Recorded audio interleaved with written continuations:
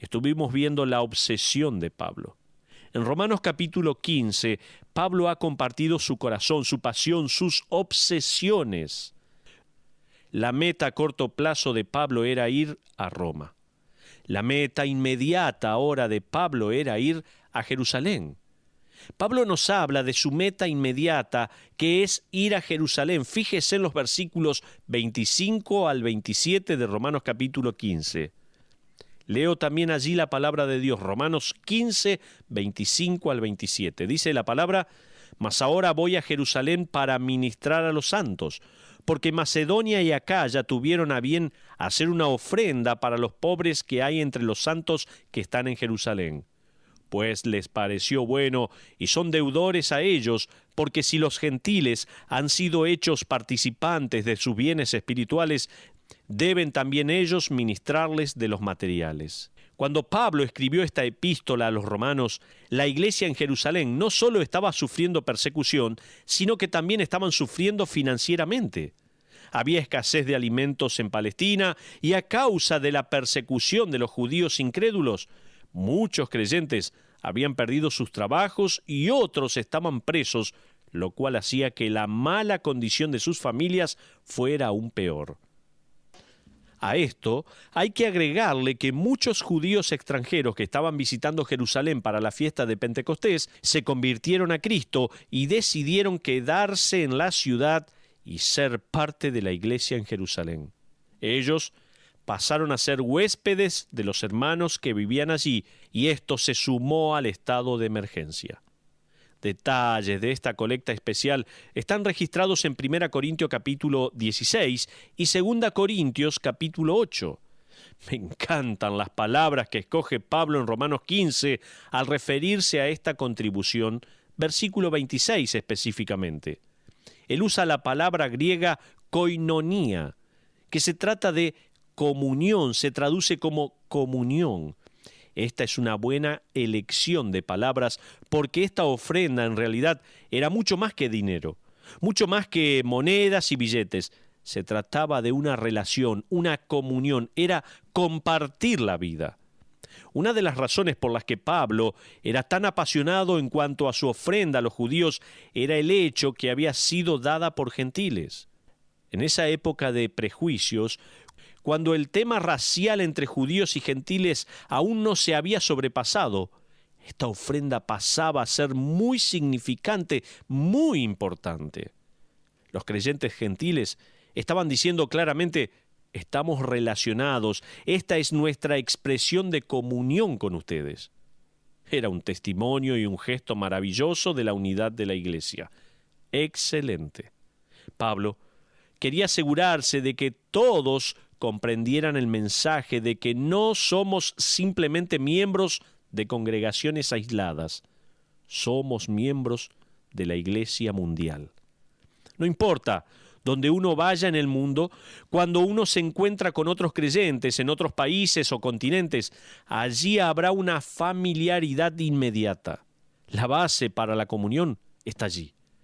Pablo continúa diciendo después en Romanos 15, 28, «Así que, cuando haya concluido esto y les haya entregado este fruto».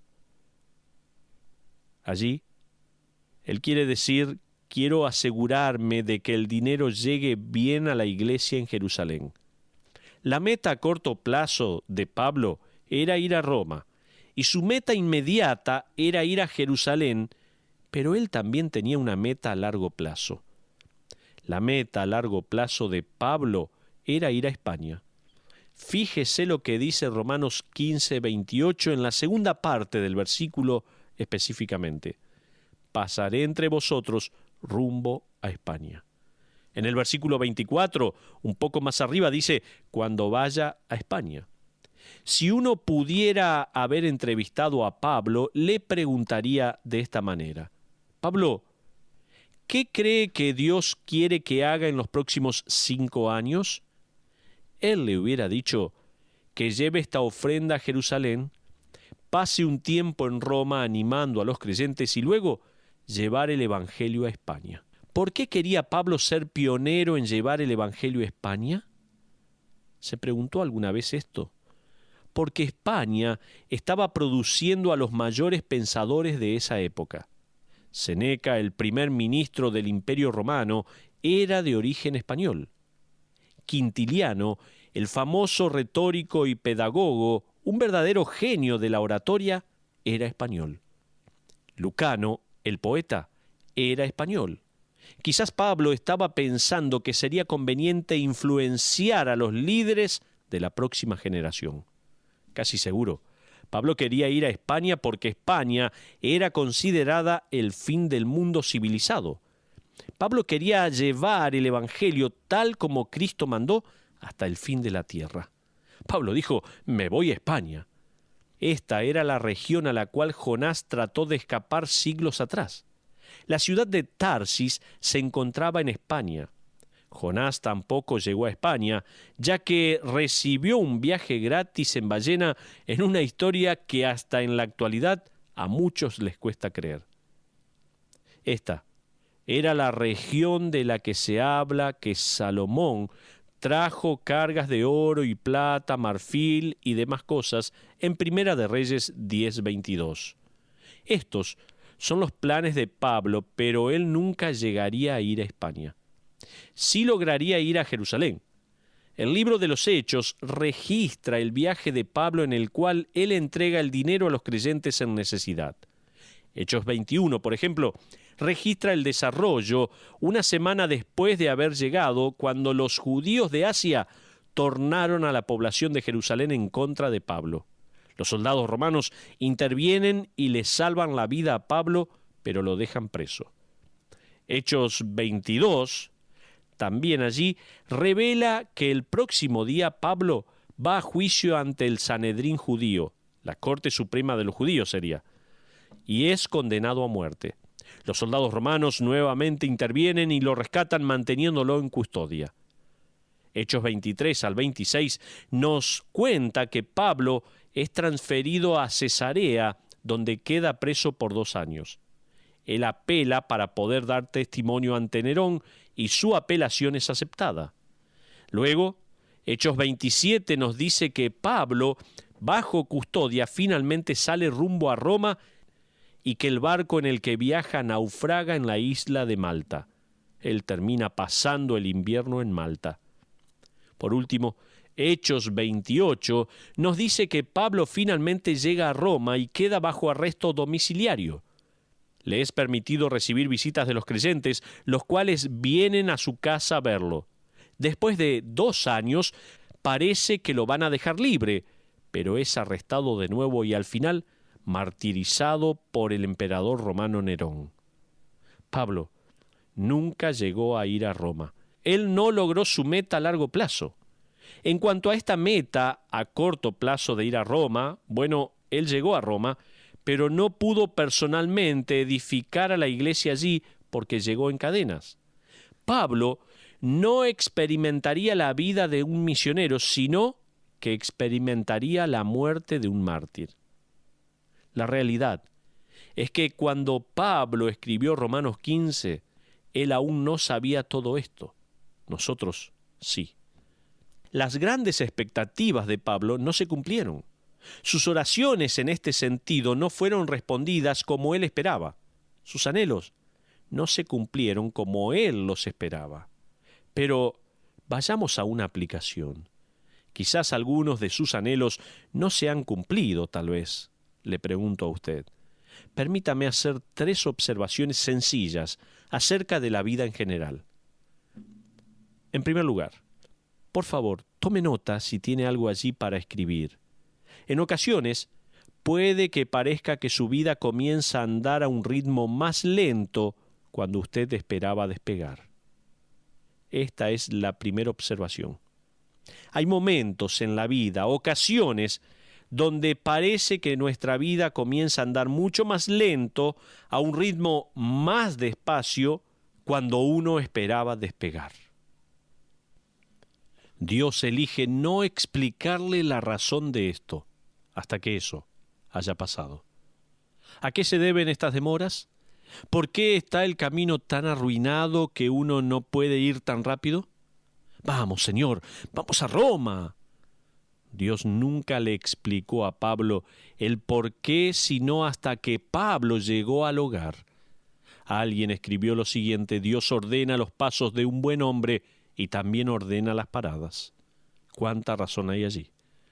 Cuando decimos que creemos que Dios es soberano, estamos diciendo que creemos que Dios no nos tiene que dar explicaciones por los pasos o por las paradas. En segundo lugar, otra observación: su vida puede incluir experiencias y desafíos que usted nunca esperaba enfrentar. ¿Quién se hubiera esperado una protesta en contra? ¿Un naufragio, un juicio, un arresto domiciliario? ¿Quién? Quizás Pablo se tentó a pensar: Señor, esto no tiene sentido. ¿Cómo voy a aguantar años preso cuando el anhelo de mi corazón es estar afuera predicando? Al igual que con Pablo, Dios por lo general no clarifica lo que podemos aguantar hasta que nos encontramos en medio de una prueba. Es así. La gracia para aguantar nunca se mide de antemano. Se mide día a día, ya que sus misericordias son nuevas cada mañana. Una vez que Pablo estuvo en el medio de todas estas situaciones, su punto de vista cambió dramáticamente. Pablo le escribió lo siguiente a Timoteo mientras estaba en arresto domiciliario. Escuche: por tanto, no te avergüences de dar testimonio de nuestro Señor, ni de mí preso suyo, sino participa de las aflicciones por el Evangelio según el poder de Dios. No me avergüenzo, porque yo sé a quién he creído y estoy seguro que es poderoso para guardar mi depósito para aquel día. Entonces, en estas observaciones que estamos haciendo dije: en ocasiones puede que parezca que su vida comienza a andar a un ritmo más lento cuando usted esperaba despegar. En segundo lugar, la segunda expectativa u observación es que su vida puede incluir experiencias y desafíos que usted nunca esperaba enfrentar. En tercer lugar, su vida puede cambiar de dirección hacia donde usted nunca imaginó. Muchas veces, Dios no nos revela hacia dónde hasta último momento.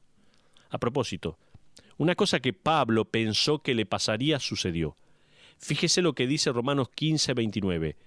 Y sé que cuando vaya a vosotros, llegaré con abundancia de la bendición del Evangelio de Cristo. Esto se hizo realidad. Nunca piense que la plenitud de las bendiciones de Cristo significa que usted no tendrá dificultades. No piense así. No se equivoque en pensar que las bendiciones de Dios son un viaje con viento en popa. Puede suceder lo opuesto.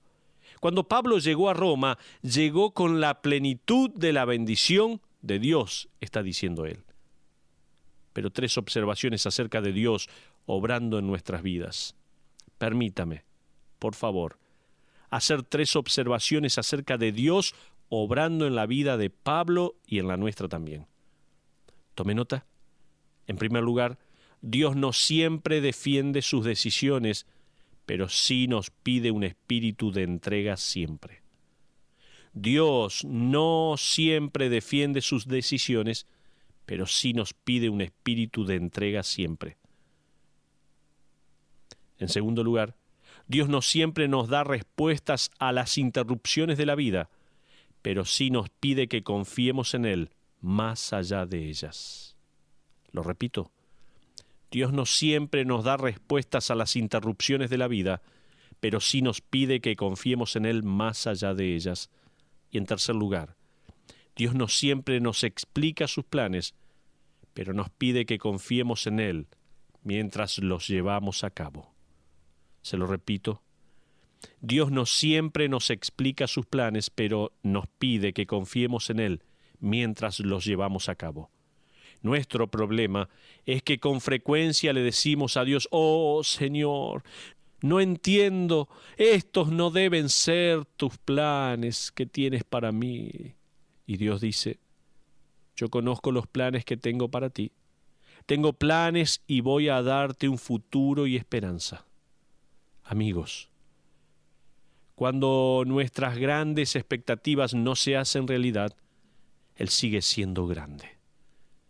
Tenemos que comprender que Él es nuestra mayor expectativa. ¿Sabe que Cristo mismo pasó a ser la gran expectativa de Pablo? El predicar y viajar a España quedó a un lado.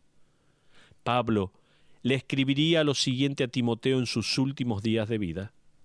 En 1 de Timoteo 6, 15 y 16 dice así: hasta la aparición de nuestro Señor Jesucristo, la cual a su tiempo mostrará el bienaventurado y solo soberano, Rey de reyes y Señor de señores, el único que tiene inmortalidad, que habita en luz inaccesible, a quien ninguno de los hombres ha visto ni puede ver, al cual sea la honra y el imperio sempiterno.